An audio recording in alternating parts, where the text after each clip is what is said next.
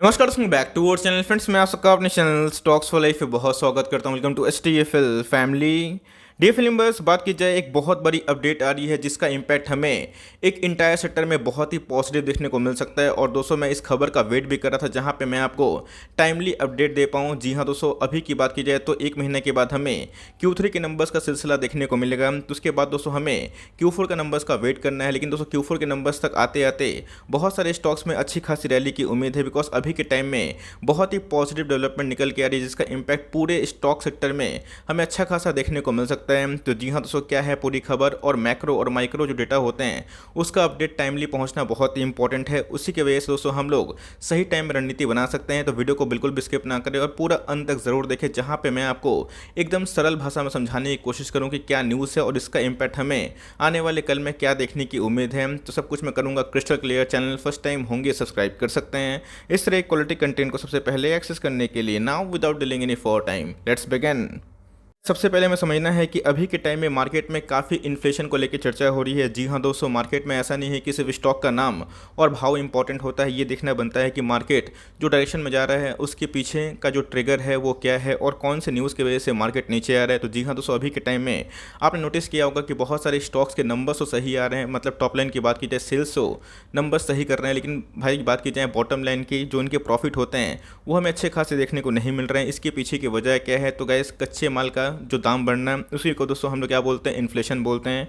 तो अभी की बात की जाए तो इन्फ्लेशन दोस्तों सिर्फ इंडिया में नहीं है बल्कि पूरे वर्ल्ड वाइड में बहुत ज़्यादा तेज हमें देखने को मिल रहा है। और इसके पीछे की बहुत सारी वजह मैं एक एक करके सबको डिस्कस करूंगा और अभी के टाइम में क्या न्यूज़ आ रही है मैं उसको भी बताऊंगा। लेकिन दोस्तों अगर आप देखें तो यूएस सबसे वर्स्ट कंट्री है जहां पे अभी के टाइम में इन्फ्लेशन एकदम राइज हो रहा है। और दोस्तों जो बाइडन की बात की जाए, जो कि यूएस के प्रेसिडेंट हैं, उनके सर पे हाथ रखा हुआ है। बिकॉज आने वाले कल में अगर इन्फ्लेशन को कंट्रोल नहीं कर पाते हैं और आने वाले कल में को पता है कि फेड जो है वो टैपरिंग करने वाली है, जहां पे इंटरेस्ट रेट जो अभी के टाइम में बहुत ही कम है उसको फिर से बढ़ाया जा सकता है। इसी के बीच में गैस इनके पास बहुत चैलेंजेस है। और उसी के बीच में इन्फ्लेशन की बात की जाए तो गैस अगर यूएस में इन्फ्लेशन होता है तो पूरे वर्ल्ड में उसका इंपैक्ट हमें ज़रूर देखने को मिलता है। तो जी हाँ दोस्तों, यूएस में जो इन्फ्लेशन इतना राइज हो रहा है इसको लेके बहुत ही पॉजिटिव डेवलपमेंट जो कि जो बाइडन ने इधर प्रपोज किया था, बहुत ही उनकी जो अलाइड कंट्री है अभी के टाइम दोस्तों जितने भी कंट्री है सब उनके प्रपोजल में सहमत देखने को मिल रहे हैं।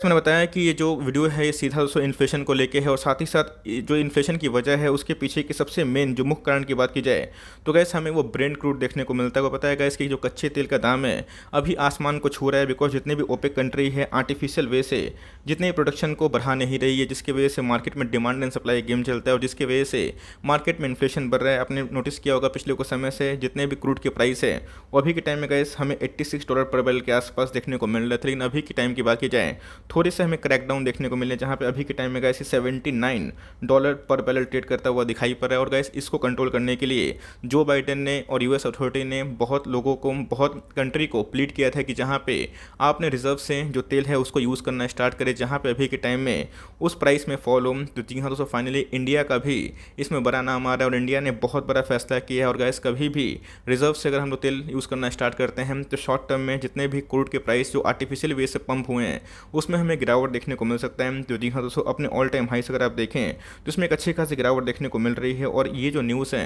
अगर ये न्यूज़ कंफर्म होती है और जितने भी कंट्री है अगर रिजर्व से अपने काम करना स्टार्ट करते हैं तो जी हाँ दोस्तों, आने वाले कल में क्रूड में एक अच्छी खासी फॉल होगी जिसका इंपैक्ट हमें भारतीय शेयर बाजार के बहुत सारे स्टॉक्स में पॉजिटिव देखने को मिलेगा। बिकॉज उनके जो अभी के टाइम में रॉ मटेरियल कॉस्ट बढ़ रहे हैं आने वाले कल में कम होंगे और उनके प्रॉफिट में भी अच्छे खासे उछाल की उम्मीद भी है।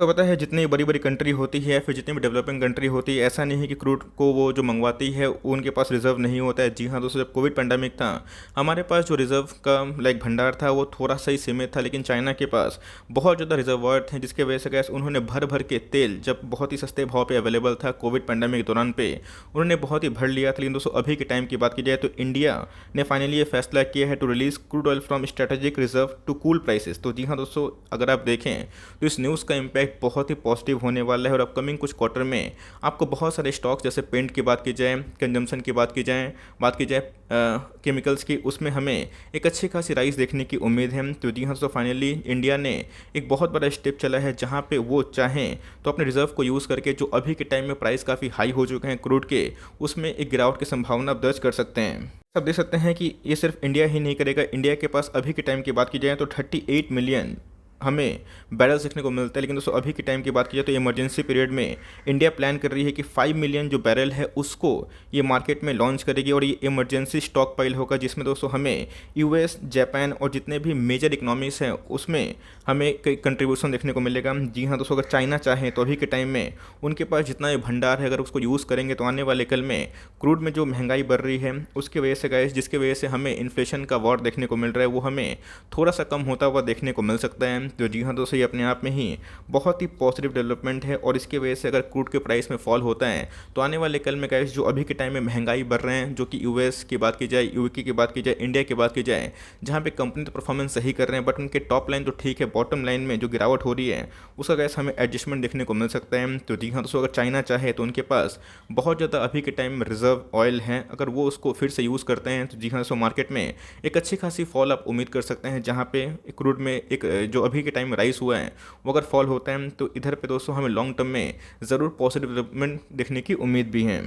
लास्ट वीक ही एक समिट हुआ था जहां पे चाइना से भी यूएस ने अर्ज किया था कि आपको ये चीज़ ऑफ कोर्स करनी चाहिए। और दोस्तों इसको लेकर अगर आप देखें तो इंक्लूडिंग चाइना का भी नाम इधर पे सामने देखने को मिल रहा है। तो जी हाँ, बहुत लोगों ने कमेंट किया था मेरे लास्ट वीडियो पे कि सर इंडिया ने जब क्रूड के प्राइस काफ़ी सस्ते थे तो उसको क्यों नहीं भंडार किया, क्यों नहीं उसको रिजर्व किया। तो जी हाँ दोस्तों, ऐसा नहीं है कि क्रूड अगर सस्ता मिलता है तो उसको आराम से रिजर्व कर लिया जाए, उसके लिए रिजर्वायर होने चाहिए, उसके लिए टैंक होने चाहिए, लेकिन हमारे पास उतने रिजर्व नहीं है। लेकिन दोस्तों चाइना के पास बहुत ज़्यादा थे और इसी की वजह से उन्होंने जब क्रूड के प्राइस में $20 के आसपास फॉल आया था तो गाइस उन्होंने बहुत ज़्यादा भर लिया था। तो जी हाँ दोस्तों, अभी के टाइम में जितने मेजर कंट्री हैं वो ओपेक से काफ़ी परेशान है और उनको सबक सिखाने के लिए ये रिजर्व को यूज़ करेंगे, जिसकी वजह से गैस मार्केट में अभी के टाइम में आप उम्मीद कर सकते हैं कि अपकमिंग 1 महीना में, 1.5 महीना में क्रूड के प्राइस में थोड़ा सा फॉल होने की उम्मीद भी है। और इसी न्यूज़ की वजह से मार्केट में अभी के टाइम में क्रूड में गैस 10% के आसपास अपने ऑल टाइम हाई से फॉल हो चुकी है।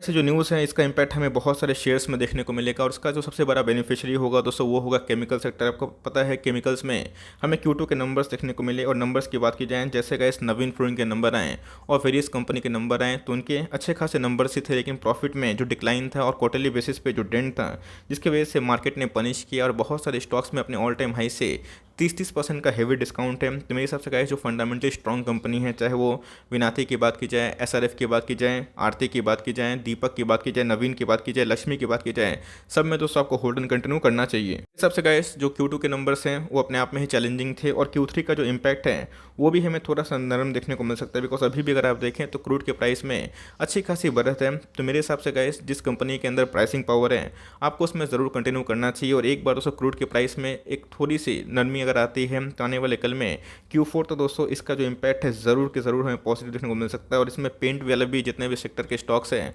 उसको भी बहुत ही पॉजिटिव डेवलपमेंट की उम्मीद है। और मेरे हिसाब से कैसे पेंट नहीं, जितने भी कंजम्पशन वाले स्टॉक्स हैं, चाहे पॉलीकैब की बात की जाए, हेवल्स की बात की जाए या फिर जो खाने पीने वाले FMCG के प्रोडक्ट्स हैं उनमें भी गैस हमें अच्छी खासी बढ़त देखने की उम्मीद है। तो मेरे हिसाब से गैस ओपेक कंट्री को सबक सिखाने का एक बहुत ही सीधा और क्लियर रास्ता है जो ऑफकोर्स जो बाइडेन ने प्रपोज किया था और इंडिया ने फाइनली इसको एक्सेप्ट कर लिया। और अभी के टाइम में गैस जो 5 मिलियन बैरल है उसको इंडिया इमरजेंसी के तौर पे यूज़ करेगी। जो अभी के टाइम में गैस इंडिया के पास 38 मिलियन जो बैरल है वो अवेलेबल है।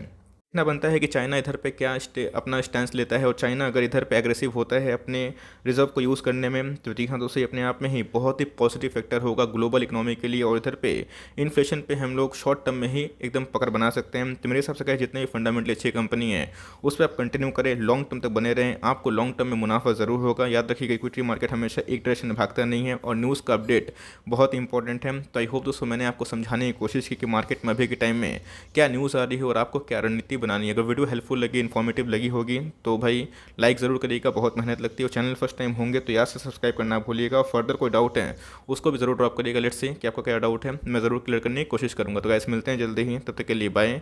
Thanks for listening friends, God bless you all.